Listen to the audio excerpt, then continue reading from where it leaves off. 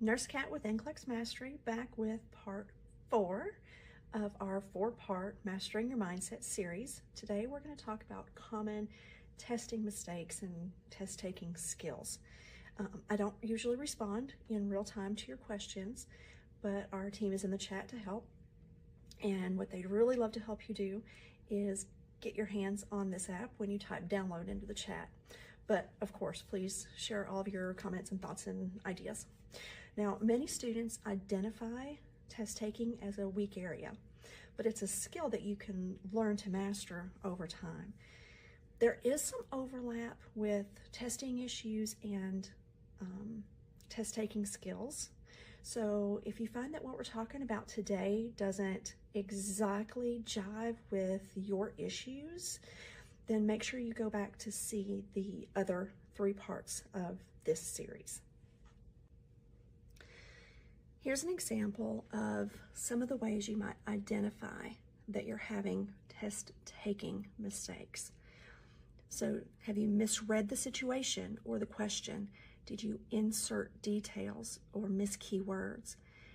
Did you spend maybe too much time second-guessing your choices and answers?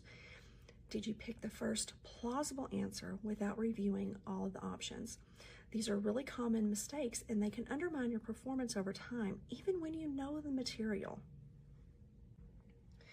Now, people will also say that they were reading into the question, but really, what does that mean? So there are assumptions, and then there are logical inferences, okay? And this is a really important distinction. So assumptions are when you add details into the question that weren't already there.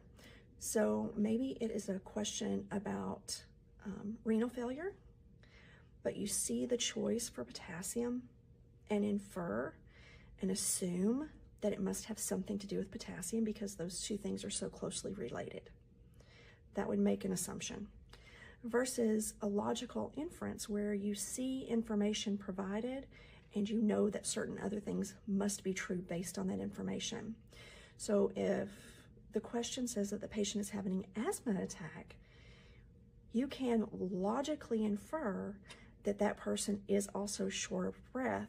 The question doesn't have to tell you that they are short of breath and having trouble breathing and showing signs of exacerbations, because that's what an asthma attack is. So if you're just joining, I'm Nurse Cat with NCLEX Mastery. Today is part 4 of our 4-part Mastering Your Mindset series. So today we're very briefly going over test-taking skills. This is a subject that we could easily spend 3 or 4 hours together practicing. Feel free to let us know if you want to do that. But today we're talking about a few specific test-taking skills. And make sure you drop the word download into our chat so that we can get you access to the #1 NCLEX test prep app in the App Store, okay? Now, if these are our common test-taking mistakes, what are our strategies for success? It's got to be something that goes to the opposite of these, right? So you're going to slow down and read carefully. Focus on what the question is actually asking. Avoid rushing through the question stem and missing key details. Eliminate incorrect answers. Get rid of answers that are partially correct or unrelated to the question that was asked. Use context clues. Pay attention to the clues in the question to guide your answer. Watch for distractors. Don't pick an answer just because you recognize familiar words. Distractors separate memorization from true understanding. This makes the question feel tricky, but it's just meant to separate people who memorize from people who can't apply what they know. So if you're one of those folks that does often feel like a question is tricky or misleading in some way, and I mean often, not occasionally, right? If you're one of those people that maybe is having trouble with memorization versus applying what you do know to the questions that are actually asked, that points more to an issue of content mastery, which we covered in a previous video. You'll want to go back and review that, and then you'll be ready for our test-taking tips. So these are all strategies that help you pick apart questions and learn what to pay attention to. But if you don't have a really good handle on the content and feel that questions are constantly tricking you, that's a really good indicator that you need to go back and master the material itself. If you're just joining, I'm Nurse Kat with NCLEX Mastery. This is part 4 of our 4-part Mastering Your Mindset series. Today we're talking about test-taking skills. And what I'm going to encourage you to do is drop the word download into the chat so that we can hook you up with our NCLEX Prep app.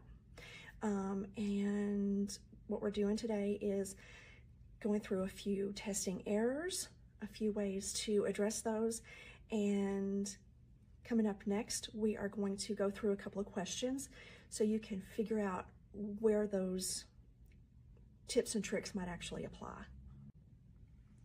So an example of a question that these strategies might apply to. For example, the question says, a patient with heart failure is at risk for falls. Which intervention ensures safety? Well, all of the choices are going to have something to do with either falls and safety or with heart failure. And the ones about heart failure are your distractors, because that's how we know that you weren't paying attention to what was asked and maybe don't understand the material. And in that instance, what we're trying to test you on is safety. But if all you understand is that heart failure is related to edema, you might choose edema as the correct answer. And that's one of our actual test questions that has a response like that. Now, when you see this question, pay attention to your first thoughts or your first reaction to it, okay?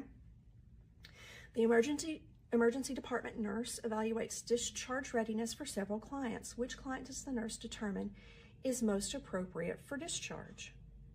A client with heart failure who gained 3 pounds in the last 24 hours and has coarse crackles.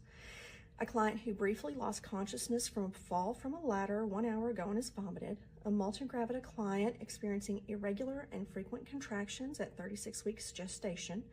A client who is 1 week post-cholecystectomy with 4 out of 10 pain and normal active bowel sounds. Now you can either drop what you think is the answer in the chat, or you could drop what you think is the most common mistake on this question into the chat. Now, the only person out of this selection that's ready to go home is the person who's been post-op for a week and has return of normal bowel sounds and manageable pain. And you'll notice that I did use that trick of eliminating answers that I felt like could not be correct. So 88% of our users are able to figure out that the person who is post-operative and has a return of normal functions is the person who is stable and appropriate for discharge. But how many of you share Barbara's issue, which is a common one, and misread the question to start with? We're so used to questions that ask us who to assess first, who's the priority, who's the most critical. Did you stop and realize that the question asked you who was the most stable? So last time we talked about how to prioritize if there is no emergency, right? If there's nothing actively wrong with anybody. So this is when you're looking at the highest risk, and that's what this question is, okay?